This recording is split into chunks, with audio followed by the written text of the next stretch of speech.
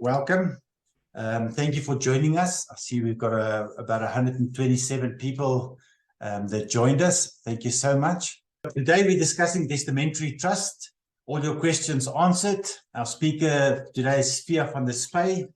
I'm sure you all know her. Before I introduce her, may I quickly share with you or introduce myself. I'm Jan Jordaan. I'm the director of Jan L Jordaan Attorneys, the owner, and I've been practicing for my own account for the last 30 years. Just quickly, a few house rules, webinar rules as we call it.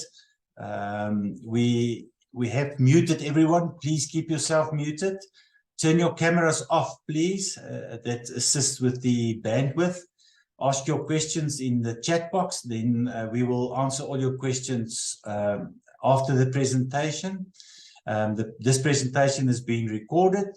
The link for the recording can or will be sent to you via email. I think you just request it. And then if you have any general questions about the webinar, then please email Charlene at janljordaan.co.za. Just to introduce our company quickly, we are specialists in the administration of deceased estates. We do deceased estates property transfers. We do wills, and we don't charge for that. We are conveyancers. We are on the panel of ABSA, FNB, Nedbank, and Standard Bank. We do trust, registration of trust, amendments of trust, etc. And we also act as independent trustees. All right. Next up is Phia van der Spuy. She's a chartered accountant with a master's degree in local and international tax, a registered fiduciary practitioner of South Africa, a master tax practitioner, a trust and estate practitioner, and the founder of Trustees, which I'm sure she'll tell us more about later on. A professional trust practitioner. She also holds a BCom honors degree in industrial psychology. Phia is the co-founder of a company that digitized trust administration and accounting called Trustees. Now, people, I can assure you that's a brilliant program, and we're also part of that. We're making use of her services. The idea is to digitize trust administration, and accounting was born when she acted as a business coach for the Microsoft BizSpark program, technology startups. Trustees is evolving and is becoming a digital solution provider in the fiduciary space. The group has expanded internationally, and the group internationally is called Wealth Ease. Phia writes about trust and estate planning in various national newspapers on a regular basis to educate and enlighten estate owners. She also recently published the second edition of a book called Demystifying Trusts in South Africa to educate all role players in a trust. A very, very interesting book. She speaks at various conferences, radio and television programs, professional bodies such as the Financial Planning Institute and SAIPA. And it's also a great lecturer. It's also a guest lecturer for universities on the topic of trust and estate planning. She's the examiner for the trust section for the Advanced Diploma in Estate and Trust Administration at the University of Free State. And Phia has received the FISA Chairman's Award in 2020 for the contribution to the fiduciary industry. Sure. Phia, there's her contact details if you want to take that down. Phia, sure. Yeah. At last, we can now start properly. What I've done is I've put a few questions down, and Phia is just going to run through the questions and answer them. And then at the end, if there are any questions, type it in your chat box. I'll read it to Phia and she'll answer it. Phia, over to you. Thank you so much, and morning everyone. Thanks again, Jan, for the opportunity to share some ideas and some experiences. And I'm sure we have a lot of people on the webinar who's practically applying this, so it'll be interesting to see whether they have their own thoughts. This is for the fiduciary industry, so it's a weird industry. You know, a lot of people are very opinionated, and there's not always like a clear cut.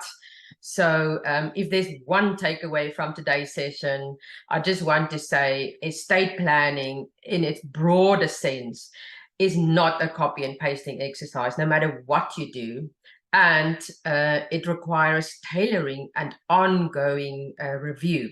So if that's the only point you're taking away after today, I'll be super happy, because it is so relevant when we speak about testamentary trusts.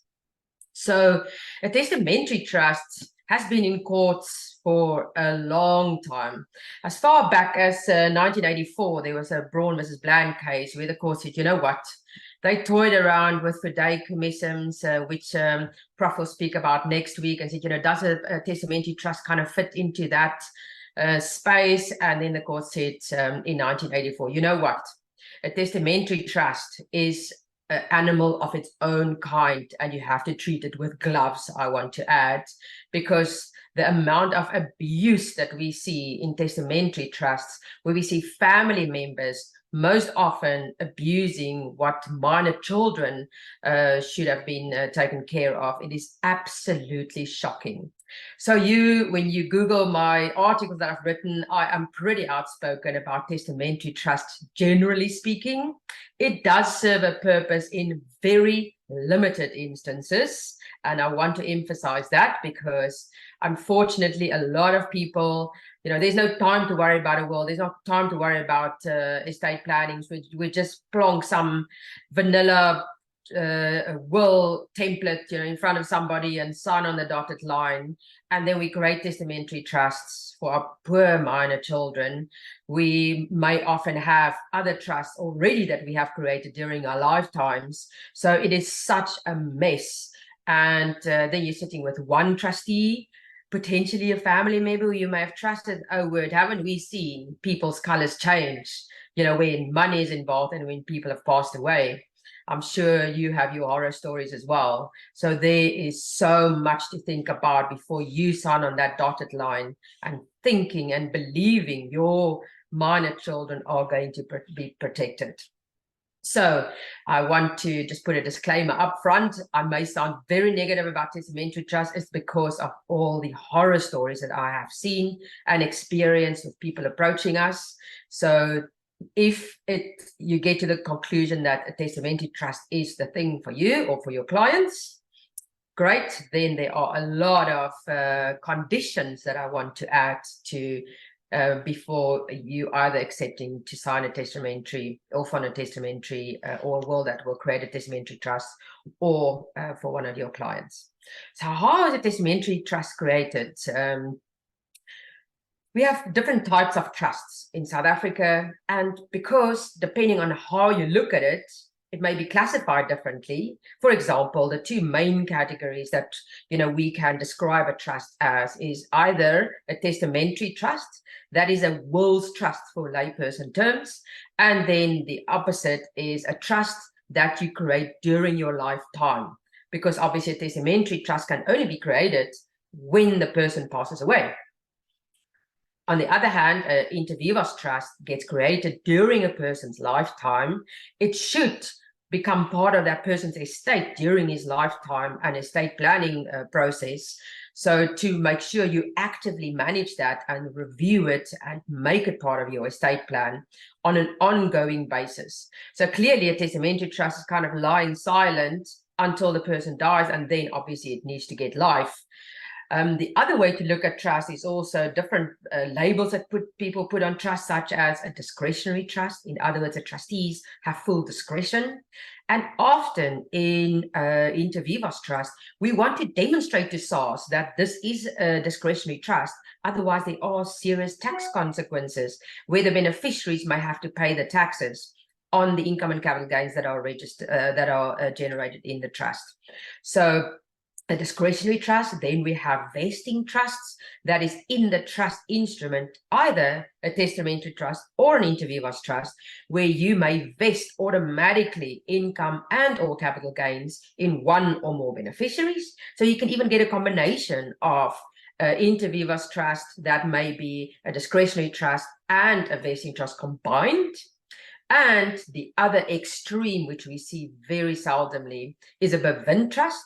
That is a trust where the assets are already registered in the beneficiaries' names physically. So the properties are registered in the deeds office in the names of those beneficiaries. The trustees merely administer those assets on behalf of the beneficiaries.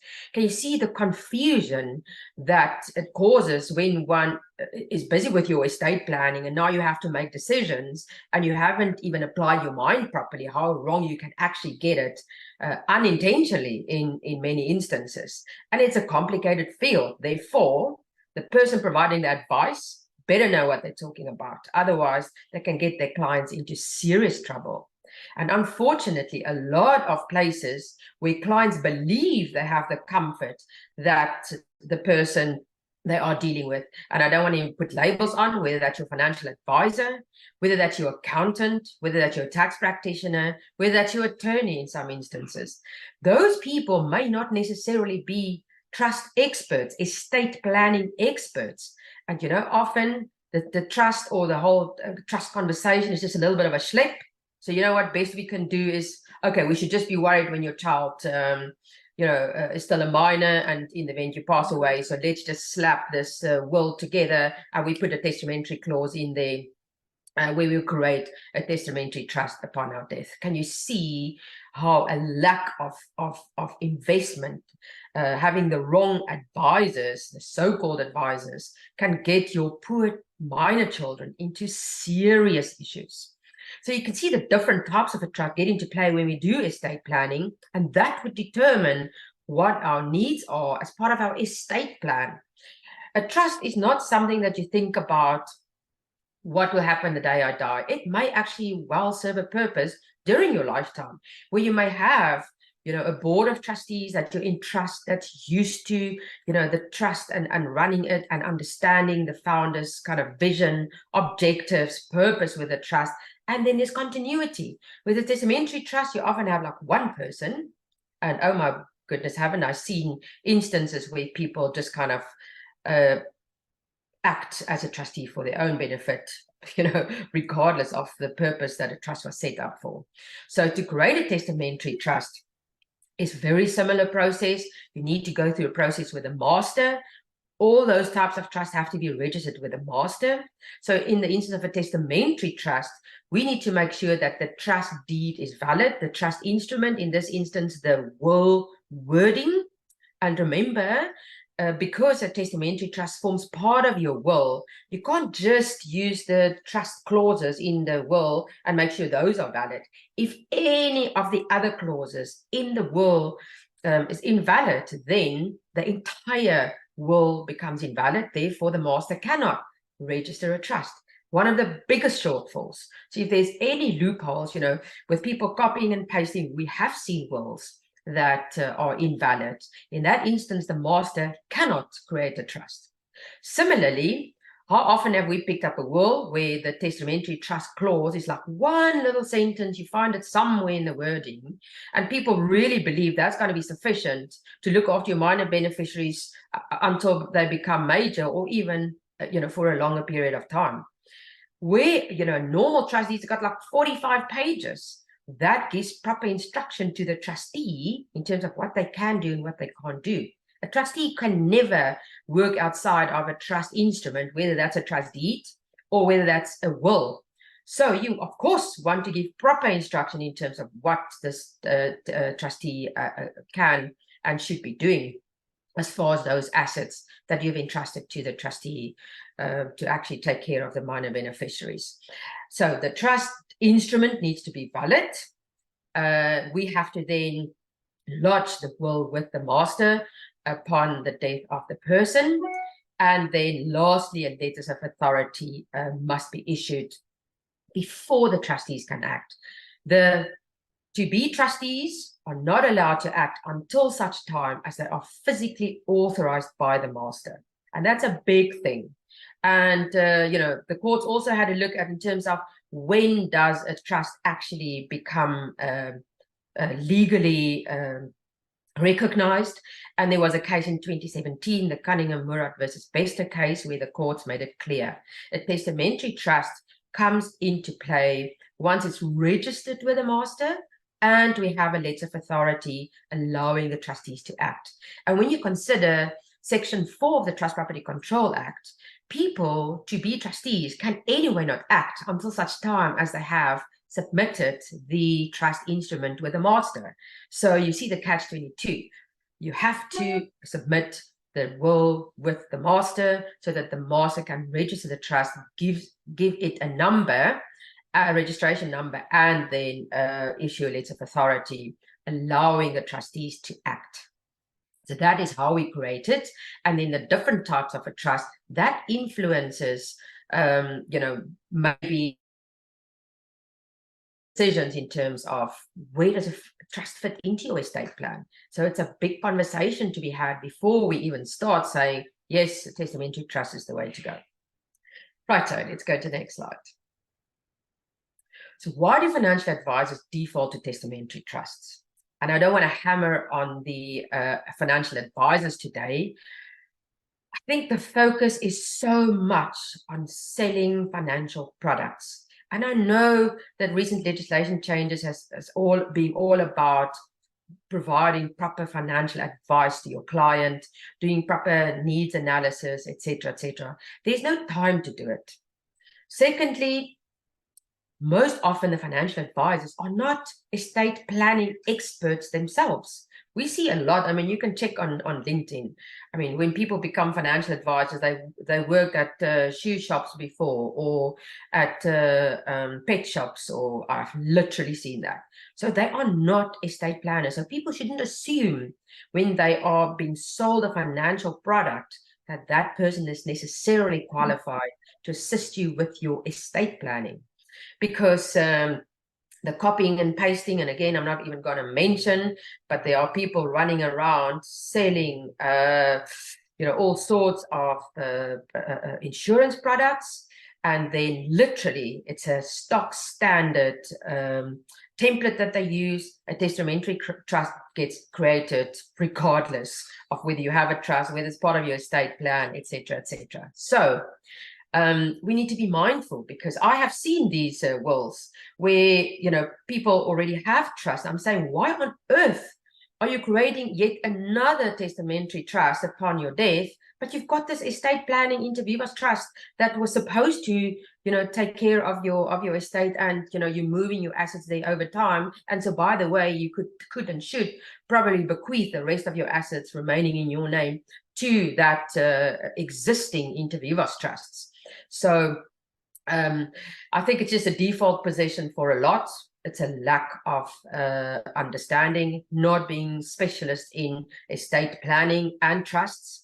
And it's just too complicated. So they won't even ask their client, do you have a trust already? That's just, I'm not touching that because I don't understand it. It doesn't make me money. It takes longer to structure a financial product in a trust. So you probably don't want to even ask that question, because it's just extra schlepp with FICA and all sorts of stuff. So, and then most of the trusts are so outdated, where we may ask for updated financials or et cetera, they're just non-existent. So I think inter vivos trusts have been undersold and underutilized in South Africa, to a large degree, because the so-called estate planners just don't care about registering a trust during your lifetime. And the default position is, let's just cover your minor children in the event something happens to you, and then let's not worry too much. Let's just tick the box. We've got a will, and I've got some template somewhere, and I'm just, it kind of looks okay. It's not tailored. So kind of get my drift in terms of why we are going to see the issues that we're going to discuss today. A testamentary trust can be invalid and never come into operation if it is an invalid will, because remember, the will becomes the trust instrument. So if it's not meeting the formalities of a will, in terms of did not have the intention to create that, I was not at a sound mind state, I did not have two competent witnesses who actually signed it, who do not stand to benefit from it.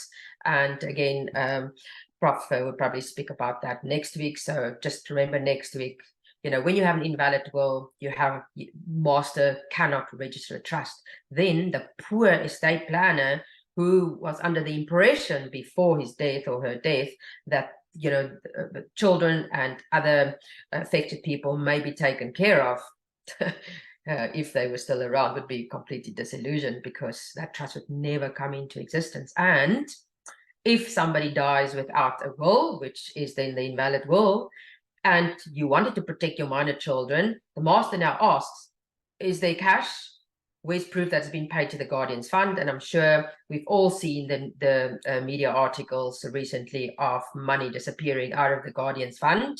And I think it's completely reckless to actually take that chance of your minor children's money ending up in the Guardian's Fund and risk that. So not very wise to, first of all, not pay proper attention to your estate planning and make sure you get the proper advice to have a properly sound will, if the big if a testamentary trust is the way to go. It's not the default position, and obviously that will become clear when you do your proper estate planning. Okay, next slide. Okay, what are the advantages of a testamentary trust?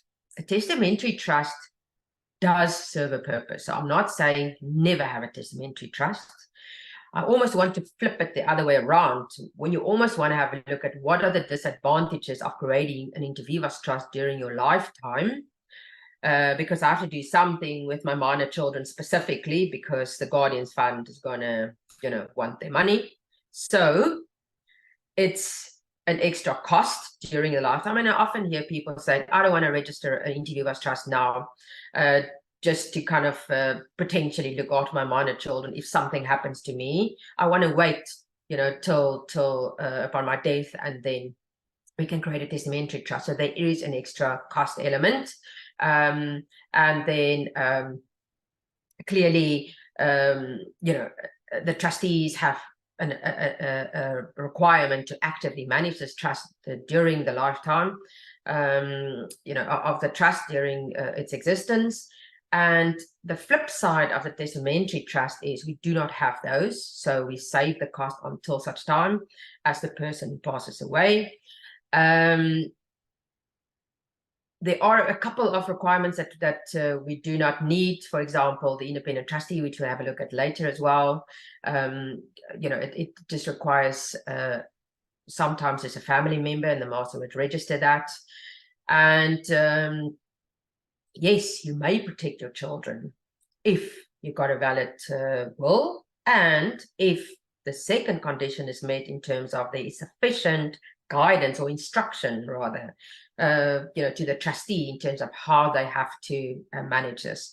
So a testamentary trust is really for typically like the single parent who cannot afford to register an inter vivas trust now, but we're sitting with that big risk. What's going to happen, especially if a single parent passes away, and now we're sitting with poor minor children. So there are advantages of a testamentary trust, and it's basically almost like a cost saving. It's a saving in effort until that person passes away. And yes, typically for the single parents. The moment we're sitting with either a sizable estate or we're sitting with a young family, as I say, where I know I'm going to be rich one day, you probably want to, and you should look at inter vivas trust rather than kind of focusing on the testamentary trust that will be created upon your death. And the disadvantages of testamentary trust, the first one is I have now not transferred those assets or grew those assets in an inter vivas trust, which is a separate entity from me during my lifetime. So upon my death, all the taxes, all the costs to be payable, estate duty payable, and that together added could be in excess of 30% that we could have saved to a large degree if I have done proper estate planning, or I've got somebody to assist me with proper estate planning, and I now have gradually moved my assets into an inter vivas trust, or I have, acquired an asset such as a new business venture in the trust, and it grew substantially. So it ring fences it away from my estate, which not going to end up in my will. The second thing is, as I said earlier, if we have an invalid will, the master cannot register a trust. You will not have a trust, and that is probably a big warning to everybody who's got minor children and who haven't even read their wills, to make sure that they're happy with what's standing there and they haven't gotten proper professional advice to make sure that will is indeed valid. The third thing is beneficiaries can renounce their rights. Isn't that a huge consideration? So now you believe, aha, I've got freedom of testation, because remember, everybody in South Africa has got freedom of testation. So you can put in your will whatever you want, with a disclaimer, careful about the Constitution, because they may carve out aspects that goes against the Constitution, such as race or gender discrimination. But yes, generally speaking, you've got freedom of testation. So I can really put in there whatever I want. And yes, even the clauses in terms of the trustee. So now I think I've got a sound will. Yes, my spendthrift child can never lay their hands on it. I've got this very strict trustee who's going to look after the assets. And then your single child, the spendthrift, realizes that they, but for the trust provisions in the will, were standing to benefit as an heir if the trust didn't exist. So what they can just do, they can just renounce their rights. That means the trust dies because it never comes into existence if it's a single beneficiary, for example, because without beneficiaries, no trust can exist, whether it's an inter vivos trust, whether it's a testamentary trust. So I just renounce my rights, falls back into the estate, voila, back into my hands, and I can do whatever I want. So can you see the things that people don't anticipate and are aware of that people can do to actually not get to a point where your wishes in your will actually comes to fruition. So there are disadvantages of testamentary trusts. We have often a single trustee appointed, most of the times family members. And in there we see that the abuse, money changes people, the abuse that happens. So maybe more than one trustee, and we'll speak about later, maybe a professional trustee, because you want your minor children to be protected. Now we have a trustee, now we have guardians for our minor children. If they're the same person, it's now wolf carrying the purse. So can you see, we probably need to think about separation between who's the guardian, who's the trustee, so that the guardian can present a request to the trustee, the kind of independent person or third-party person, to say, I need the following money to look after the children, for example. The other disadvantage of testamentary trust, as I said, the one-liner, that is often not enough to actually allow the master to register a trust. They say, this is not a trust. We can't register a trust. And because there is not the 45-page instruction manual to the trustee, what they can do, what they can't do, how things should be done, how decisions are to be made, distributions, etc. It's for a purpose that an inter vivos trust has got a 45-page document. So maybe we need to add that 45-page document then to the testamentary trust if we are serious enough about making sure our children are taken care of, or any other vulnerable people. So the other disadvantage of the testamentary trust is not sufficient guidance. It's so vague. If you even get to a point where the testamentary trust can be registered, we're going to have a position where there's going to be so much abuse because there's not too much instruction in the will in terms of what the trustee can and can't do. So you can see it's got advantages, it's got huge disadvantages. And if you're still adamant that it is the way to go, you better do your homework and make sure what you have there is going to give you the protection and the outcome that you envisage when you actually drafted your will, or when you had your will drafted. Okay, next slide. I probably need to start speeding up. Okay, do testamentary trusts have any tax benefits? On its own, absolutely not. It's the same as any other trust. We have a special dispensation, however, where you are creating a trust in your will for minor children. So then we are talking about a special trust type B, where those trusts will be treated, from a beneficial point of view, as almost as if the trust, takes on the natural person scales, because remember, a trust, generally speaking, pays 45% tax on income generated from Rand 1, doesn't have that sliding scale, which helps us with individuals. Second thing is 30% 36% capital gains tax, flat rate, whereas for individuals, it's 18%. So can you see the big difference between if you left it in a trust versus, looking at the individual tax tables. So that is a great dispensation from SARS to actually have a trust label, a special trust type B, and it will remain as such until the last minor turns the age of 18, and then it will stop, and then it will revert to like normal trust tax tables. So definitely a purpose. So it's nothing that you do in your trust deed, or nothing that you register anywhere else with a master or anything. It is a SARS concept, a special trust type B. So you have to register it with SARS as a special trust type B and submit them the necessary proof so that they can treat it as such. So that is for minor children who need to be taken care of. Very good a vehicle to do that if it's done correctly. And then we have that special dispensation until they turn 18. How do testamentary trusts come to an end? Oh my goodness. Again, copying and pasting, disregard any estate plan, purpose, family circumstances.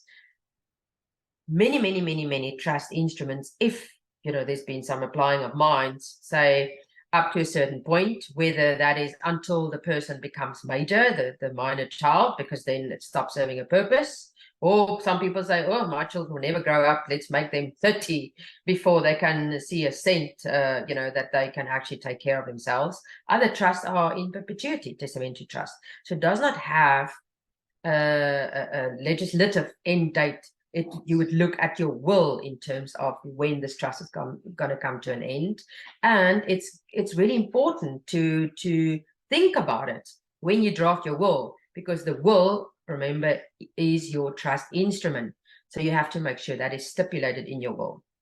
So there was a court case, Van Rensburg versus Van Rensburg in 2020, where they looked at the termination, and basically there, the mother and the father had a single will, and when the dad passed away, it created a testamentary trust for the benefit of the mother until she dies. And then a testamentary trust or the will stipulated that upon the death of the mother, the trust will come to an end. Can you see there? Boom, into the hands of the children automatically.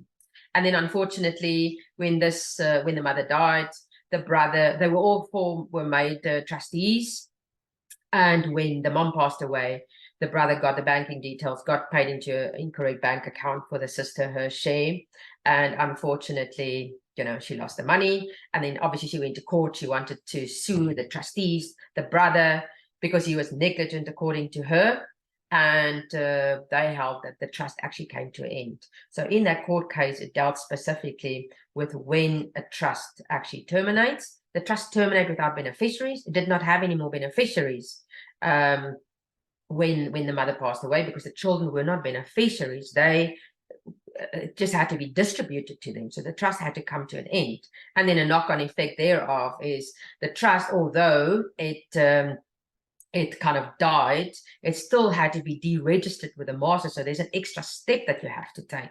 The mere fact that there's a lack of whatever, like a lack of beneficiaries in this instance, doesn't mean the trust just kind of disappears off the face of the earth. You have to physically deregister it now with a master, and it's going to become particularly relevant now with the beneficial ownership registers, which a lot of people just left their inter vivos trust and their testamentary trust kind of just hanging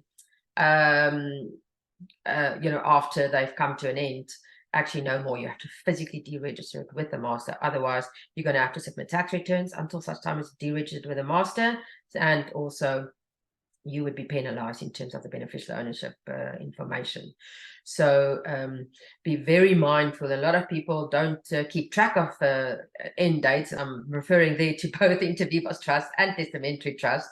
The trustee never even read the trust deed or the trust instrument in this instance. So they don't even know about this hard end date, which may have a hard end date such as 31st December 2024.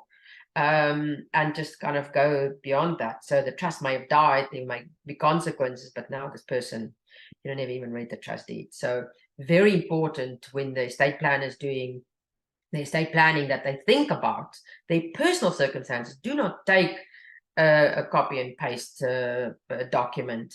Actually envisage what you want to achieve, and that can determine when the testamentary trust should come to an end. But there's no legislative end date, as I said. Right, next slide. How should a will, which is a trustee instrument, be drafted? My take is, after you've done your proper estate plan, and in my book, when I wrote the first edition, I said, like everybody's saying, estate planning, start with a will. And I was like playing with this idea. How on earth can you do a will if you haven't even looked at your estate plan? What are you going to write in the will? It's going to be garbage. So in my mind, you never start with a will. You end with a will. You do your estate planning first. Then you decide, am I going to have an inter vivos trust? Am I going to have a testamentary trust?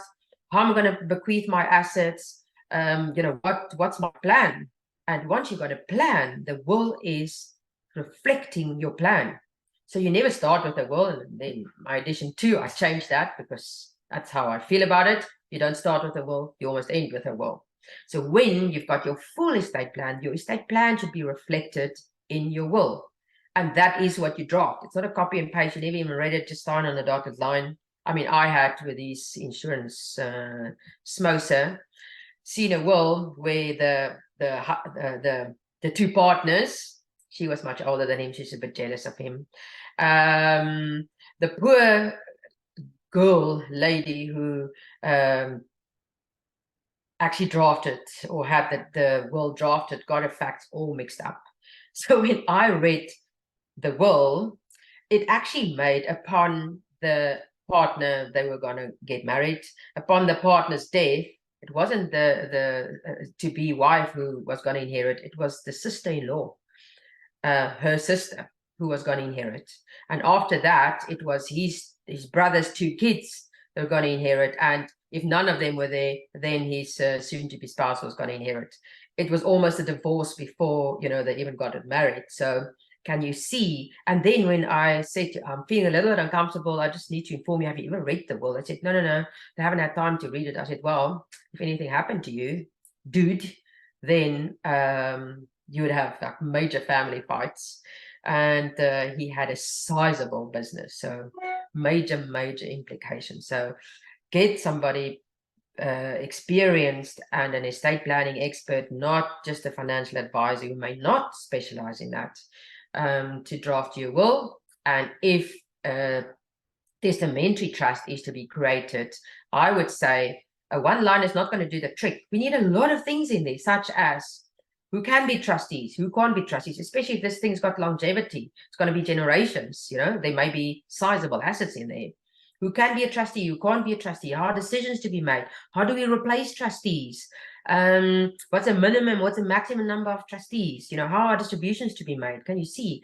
That is why we need that 45-page document. So sorry for people who still insist that testamentary trust and think that's kind of the easy way out. You probably do your will, and I would really suggest you attach a fully fledged kind of a instruction manual to your will, which is going to become the Bible for the trustee that he or she has to live by, and they can't work outside of the trust deeds. And you can't even have a testamentary trust being created in your will where you're giving such wide powers to the trustees they can do whatever they want, because then that act may actually cause the will to be invalid and the testamentary trust never to be created, because we do not have such a thing, to give too wide powers to trustees. We got freedom of testation, but we need to be very specific when we actually bequeath something. So you cannot delegate your testamentary powers to anybody, including the trustee. So again, back to the wording and that specific clause. Oh, I'm trusting my brother with my life. He would look after my minor children. I'm just going to give him carte blanche. You can do whatever you want. And that's what I want, or that's what I've been told to put in this will. Invalid will, not a trust. Back to square one. Now I don't even have an inter vivos trust to fall back on. It's now money in the hands of the Guardians Fund, And I can just, see abuse written all over it. Okay, so that is how you draft a testamentary trust in your will. Right, next slide. Okay, an inter vivos trust has detailed rules and conditions. Oops, now I must just close this thing.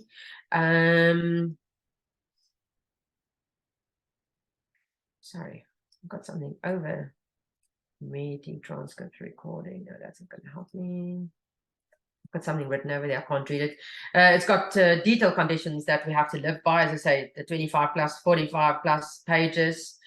We don't normally have that. We got like one little clause. And the only way to overcome this is to actually, it's your duty as a parent, I would say. It's irresponsible and reckless not to make sure your children are, in fact, looked after and taken care of when you're no longer around. Because this is the catch net, is we want to make sure that we have something in place, in the event we're no longer around. So it's not something that you're going to do in a one-liner or something, or take a slapdash, because then I reckon that's quite irresponsible. Okay, next slide. Okay, do the same rules apply to inter vivos trust and mortis causa trust, the testamentary trusts? So let's start with an independent trustee. Do testamentary trusts have to have an independent trustee? And the court started playing with this idea for a long time, because the banks have been taken for such a ride by these family trusts, where everything's hunky-dory until the bank wants their money and they say, oops, we made a mistake, we were never empowered to enter into this transaction, so sorry, we're not going to pay you. And the bank just persisted. There's a couple of court cases. In 2005, the Land Bank versus Parker case, the court said, you know what, we are now tired of this abuse of the family trusts, typically, who are empowered to incur debt, like with the banks. So it may be a good idea to have something such as a independent trustee. And then nothing happened for years, and we just thought it may be a good idea, but nobody appointed independent trustees, because I don't want to entrust a stranger with my assets. And then in March 2017, the acting chief master brought out a directive just before he retired. And in there they said, from now on, March 2017, all new family business trusts will have an independent trustee appointed. So it wasn't for any existing trust. It was for new family business trust. And then they defined what they mean with a family business trust. It's typically a trust, inter vivos trust that can incur debt. So, and now the master has become quite cheeky, because in a lot of instances, they now, even when we make trustee changes on old trusts, say, where's your independent trustee? Bring us an independent trustee. So they're actually applying their own rules. So as a rule, normally for a mortis causa trust, it's not a family business trust, it's a testamentary trust. It's a unique animal, we said earlier, right? So they normally allow because the testator has freedom of testation, and they can appoint whoever they are, and they handpick them. In the court cases, they said, you know what, you don't fiddle with trustees who are handpicked by the testator. And just while we're on that, don't even think you're going to remove a problematic trustee from a testamentary trust specifically, because they said, be careful. The Volkbein versus Clark and Demont case, already 1946, the court said this is a little bit of a delicate situation. Actually, more's required to remove a trustee. It's not just I don't like his face anymore or whatever. And in the Van Rensburg case, they also referred to the Govar case in 2016, where the court said mere disharmony between trustees not going to cut it. The fact that there's friction is not going to cut it. And if there's conflict between the trustees, there must be more. So they must actually look after the welfare of the beneficiaries and the proper administration of the trust.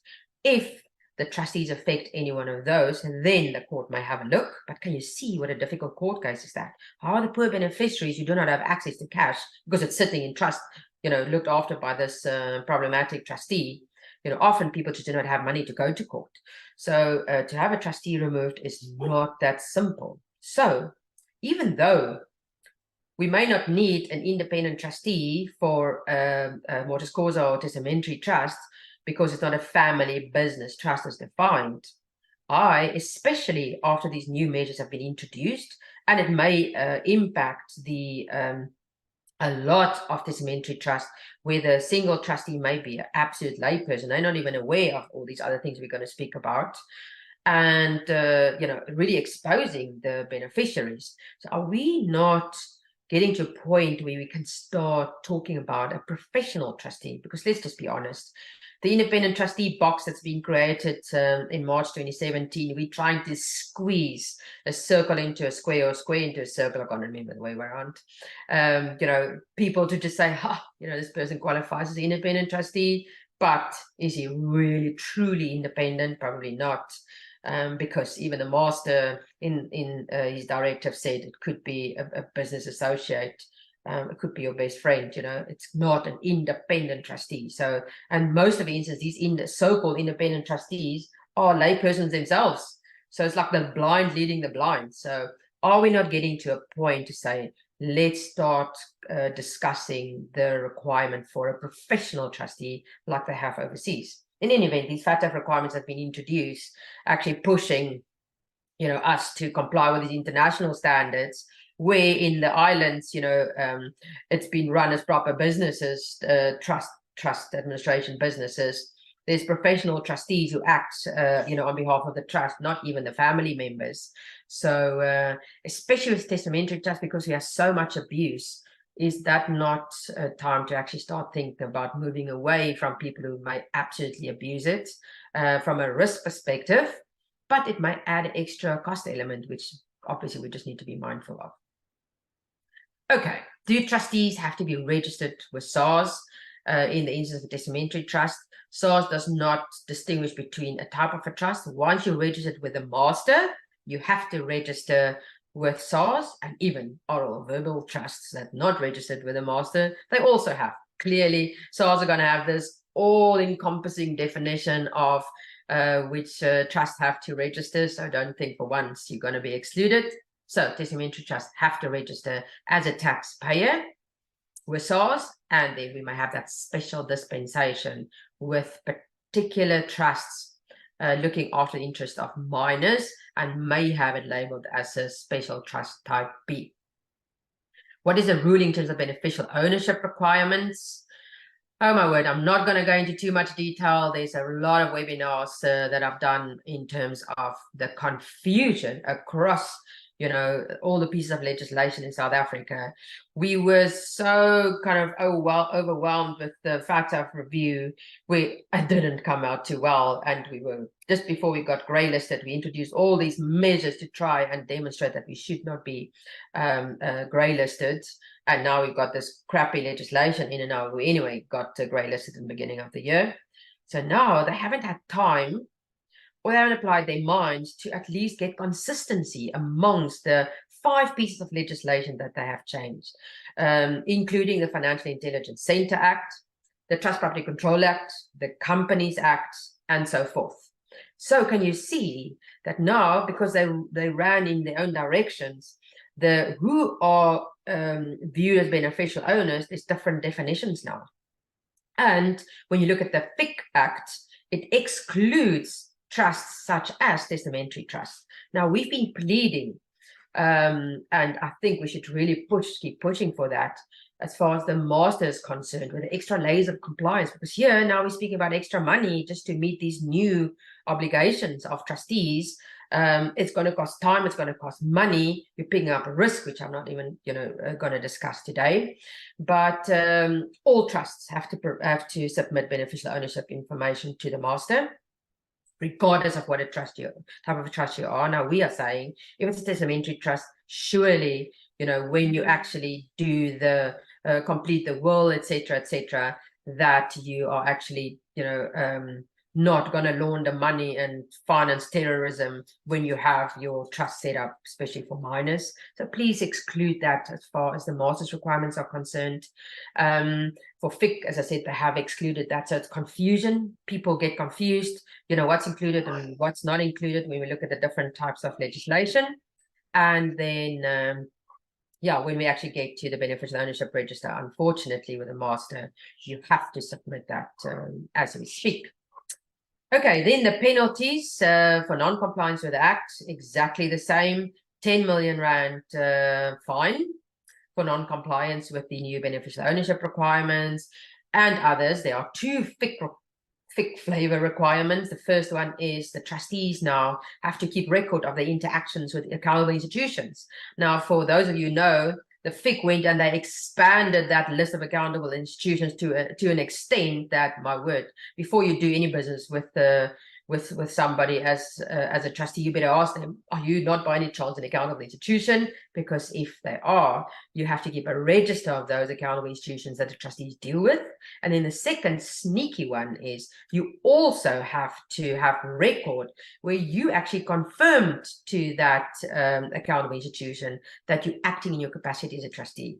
Now, a crazy example, the trustee running off to the house in the, or to the estate agent to sell the house in the trust, and he never informed the estate agent that they are actually acting in their capacities as trustees. Now the FIC comes and they audit the estate agent who's an accountable institution, and they say, give me a list of all your trusts that you've bought or sold properties through. Show me where the trustees have actually put on record that they are acting in their capacities as trustees. If they can't provide evidence, they're probably going to come down on the trustees like a ton of bricks, and now there's non-compliance. So it's a silly new requirement that's been introduced in Trust Property Control Act, but it almost looks as if the FIC has covered all bases. They're doing it from top down, accountable institutions, give me the documents, and from bottom up, the trustees keep records, keep a register of all accountable institutions to deal with, and then secondly, make sure you inform them in writing that you're acting in your capacity as a trustee. So just a bit of a warning for those guys involved with property transfers and estate agents and conveyances and so forth, that we help the trustees to be compliant in case you get audited by the FIC and say, right, give me the evidence. Okay, so I think that's enough on the new measures. Who may or may not act as a trustee of a testamentary trust? Remember, we have freedom of testation. I can actually decide who I want to nominate as my trustee. And the court already said, careful, if somebody was handpicked by the testator, you're not going to fiddle and rip them out and have them replaced. More is required, etc., etc. So the trustee, especially if it's a single trustee, is being provided with superpowers and can cost the poor estate planners, beneficiaries supposed to be protected quite dearly. The independent trustee, I think we've spoken enough about. Probably start moving towards a professional trustee, but as it stands, an independent trustee is should not automatically be required by the master. This is something Jan and I spoke about the other day. Can the master force you to provide security? Can you refuse to give security? And it's quite an interesting one, because in most of the inter vivos trusts, we see a specific clause dealing with it's not a requirement that the trustee should provide security. And then people think, oh, they're off the hook. And similarly to testamentary trusts, created in our will may state that the trustee does not have to provide security. Now, I know we're always trying to say we do not want to provide security because, we don't want to risk somebody. And now I'm going to ask my brother to be a trustee, and now he must put down security, so he's probably not going to want to take it up. So it's that balancing act. But let's just think about why the master has got the power. So, by the way, in terms of Section 6. So in terms of Section 6 deals with authorization of a trustee and security. So it goes on and say, any person whose appointment as a trustee in terms of trust instrument comes into force after the commencement shall act in that capacity only if authorized thereto by the master, so the letter of authority. And then the master may grant authority to trustees in terms of this section, unless he has furnished security to the satisfaction of the master, okay, for the due and faithful performance of his duties, because that is why it is in there. It's to make sure this person remains honest. And the alternative is he has provided sufficient proof to the master that he's exempted from providing security. But then it goes on to say the master may, if in his opinion there are sound reasons to do so, they may actually order a trustee to furnish security, even though he may have been exempted. So can you see, it's not going to help you too much in your will or in your trust deed if you say, oh, these guys don't have to provide security. The master's got a superpower to say, I don't care what your will or what your trust deed is saying, I require security. And seeing the amount of abuse, maybe we should start asking for security, especially when we're going to move to like an independent trustee role or even a professional trustee. So then you certainly don't want to exempt them from security because, you want them on the line and aligned with what you are trying to achieve. So yeah, security, you can, and most people put in their trust deeds and their wills that security is not required. However, be careful that it may actually cost you, and not you, actually your poor minor children or exposed persons to be affected. Righto, next slide. Okay, can trustees of a testamentary trust enter into a redistribution agreement? Clearly, I'm not the wills expert, and there was recently a presentation at Phia being done, and I'm again sure Prof could have a look at that, and she may even have an opinion now. Would love to hear her opinion, but it looks like redistribution agreements are actually used more and more. Obviously, there are certain requirements to be met. They must be drafted properly. It must be a valid agreement. There was, the master has got like an oversight role, a supervisory role, and it's almost, the master wanted to approve it, it seems, historically. So as long as you act in terms of the will, and then the executor must actually arrange this. But yes, the trust to be created is one of the beneficiaries, and then the trustee could enter into a redistribution agreement like any of the other parties, as long as all the legal requirements are met. So I think I'm going to leave it at that, unless Prof has got a different view or can just support me a little bit more there. So I think this brings us to the end. Now we can actually dive into questions and clearly comments. Thank you. Today's been a bit of a controversial one, so you may disagree with me. Thank you, Phia. Maybe, Prof, maybe you can answer this question next week when we have the session with you. Let's have a look quickly at the questions, if there are any questions. Let's start with the good morning. Here's the one. Here's the first question, Phia, from Claire. Is the master's fee still payable when you register a testamentary trust? My goodness. I think it's just for inter vivos trust that you have to pay it. I stand to be corrected. Bianca, I don't know if you can type in the comments field there, but as far as I know, it's the inter vivos trust form where you pay that, where you pay that $250. Yes, only for inter vivos trust. Thanks, Lisa. It's only inter vivos trust. And remember, the testamentary trust actually falls under estates. It does not even sit with the inter vivos trust at the master. So they actually, sitting permanently with the estates department, even after the estate has been wound up. So they are treated actually quite differently at the master's office in terms of, who's looking after them, etc. A question from David. He says, hi, Phia. Can you comment on selecting an umbrella trust from a reputable provider as a testamentary trust? My word. It says, can you comment comment on selecting an umbrella trust from a reputable provider as a testamentary trust? Not too sure if I understand the question. Phia? I get heart palpitations when I hear that, especially given the risks that we've just been spoken about.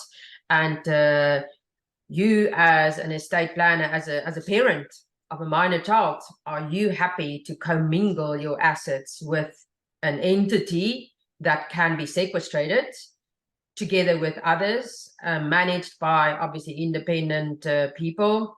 And a lot of the time people do this to make extra fees, remember, because they charge trustee fees. So in these insurance type products, they go and want to create a testamentary trust because they make themselves trustees. They do the administration, they do the investments, etc., etc. So they suck that trust dry, not acting in the best interest of the poor minor children. And umbrella trust is not something that I would go for if I was a parent of a minor child. I think given all these risks that we've spoken about, all the fact that you are no longer around to even, take on people who are not acting in the best interest of your minor children, and a trust can be sequestrated. You can't ring fence inside a trust because the court said a trust can't be liquidated, it can be sequestrated, and then it goes down as an entity. So I'm not prepared to take that risk and commingle funds. And in any event, how are you gonna, are you contributing? Like what does the will's wording say? So yeah, I would not commingle funds. And I don't think that's the intention of the Trust Public Control Act as well, because they are talking about, kind of the ring fencing. That's why every trust has to have its own bank account. You can't even commingle funds of different trusts in one bank account. So to put it under one umbrella is like a scary thought to me. I don't know if anybody's got a different view. Thank you. We trust you, Phia. Clive asked, if the children become major, should the testamentary trust be dissolved? I think maybe what he's also asking, is there a purpose for the testamentary trust once the children has become major? This is a very interesting point, actually, because first of all, you go to the Bible, the trust instrument, which is your will. So you're probably not going to find anything in the will, or you may, that it's got a hard end date, perpetuity kind of a trust, or when they 18 or 25 or whatever the case may be, or you certain other milestones when they actually got a degree. People can become really creative because you got freedom of testation, remember? So at least those requirements have to be met. The Trust Public Control Act has a measure to actually deregister a trust when it actually no longer serves a purpose, its objective has been achieved. That's a court application, and you're going to have to prove that, or it's no longer achieving the objective that the founder had. So there are certain conditions where you can, apply to court, but outside of what the trust instrument, being the will, is stipulating. So yeah, I don't think you just have a choice to say we deregister it now. Sometimes the trustees also have been given the power to deregister the trust when they believe, it no longer serves a purpose. Then obviously not a court case. It's again a superpower for potentially one person, which is also dangerous because it may not be, to the benefit of all the beneficiaries, or probably envisaged by the estate planner. If you've got a spendthrift child and then cahoots, the trustee may just say, let's liquidate and then you take me overseas. Yeah. Phia, the next question from Francois, I think you might have answered it. It says, is asking, what happens to the assets of a testamentary trust if the sole beneficiary died before the trust vested and the will made no provision for any further beneficiaries? When I updated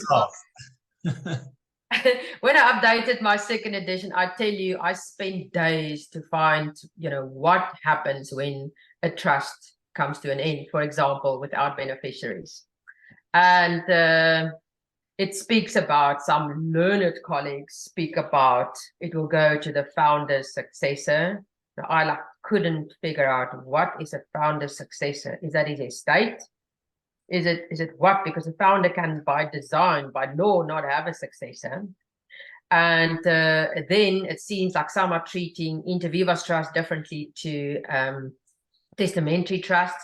So for testamentary trust, they're almost like rewind as if it had, fallen back into the estate and would then follow those. But you can see some of these can be years later. Now, what are you going to do if those people died, if, there's just like nobody left? So it may end up in the hands of the state as ownerless goods. So that is the big risk. And another very important thing when we structure these things, that we make sure there's continuity, because your minor children can also pass away, right? So what happens then? So be mindful that we anticipate this, continuity, or at a certain point go to people. And often you see in the Inter Vivos Trust that we speak about these contingent beneficiaries. We say, if everybody's wiped out, what does it go to then? Intestate successors, because then at least we've got a formula. You don't want to get to a point where we say, oops, we were completely without beneficiaries or options. And similarly so with the will. So anticipate what happens, upon such an incident where all the beneficiaries are wiped out. Yeah, great. Thank you. Good question. Next one also from Clive. He's asking the contents of the trust deed. Should it be written into the will? Absolutely. I would say sometimes you just want the will terms kind of separate, and then the trust document, which, then lives on forever after potentially. So maybe have your will, the normal standards, and then you will just refer it as an annexure to the will, but definitely part and parcel of that will, because that is your instruction manual to the trustee or trustees in terms of how this thing ought to be managed. Okay. How are trustee fees determined in a testamentary trust? Very interesting. The starting point is the Trust Property Control Act allows the master to determine reasonable fees if the trust instrument is not dealing with fees. So normally the master would go to the trust deed and search, and the trust instrument, the will, to see if fees have been determined there. And remember, that does not need to be reasonable. So you can actually stipulate any fees in the will or the trust deed, and then the master can't override it. That's not the power of the master. It's just in the event that the trust deed or the trust instrument did not deal with trustee remuneration, that the master can step in and say, right, let's assess reasonable remuneration. Now, I hate such words because you can just see how wide open this is. So I'm nervous to do that, but reasonable remuneration, even in the master's directive, they said, what, clearly family members don't really have a right to claim because they don't do this as a profession or whatever. They're probably doing a brother or sister or somebody a favor or friend. Professional trustees can probably charge, the normal hourly rate or however you would normally charge for providing this kind of a professional service. So yeah, you probably want to stipulate in your will what the basis is, because if it's not there, that brother or sister can literally go to the master and say, what, I need reasonable remuneration because I spent so much time on this. And I've just recently been through a court case where the court was quite harsh, and they enforced the will, which did not properly deal with the fact that he could charge whatever he wanted. Okay, excellent. Thank you, Phia. That was very, very interesting. I think the more we learn about trust, the more we realize how little we know about trust. Lastly, that's Phia's contact details. Do yourself a favor, go visit her website, Trustees. I can assure it's worth it. Phia, thank you. May you have a good day further, and thank you for everybody that participated.